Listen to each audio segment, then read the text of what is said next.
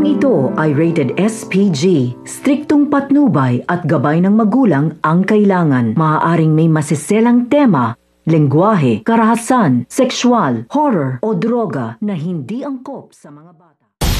Patuloy nga nalalampasuhin nga nito ni Lynette itong si Moira at pahihiyain pa rin nga niya ito dahil na nga rin sa mga kasalanang ginawa nga nito. Kaya karma na nga rin mismo ang lumalapit dito nga kay Moira na sulyapan nga nito ni Moira itong si Lynette at itong si Doc Benitez. At sinabi niya nga dito tama nga ang kutob nga niya, nililigawan nga nito ni Doc Benitez itong si Lynette, kaya naman lumakas nga raw ang loob nga nito, kaya naman nakaisip siya ng paraan upang makapaghiganti naman dito nga kay Lynette at inutusan niya nga mga waiter upang pahiyain nga ito nga si Lynette. Subalit nasulyapan nga ito ni Giselle, kaya naman naagapan niya nga ito at kanya nga nilapitan ito nga mga waiter at binayaran nga niya ito upang hindi nga si Lynette ang gawan nga ng kahihiyan.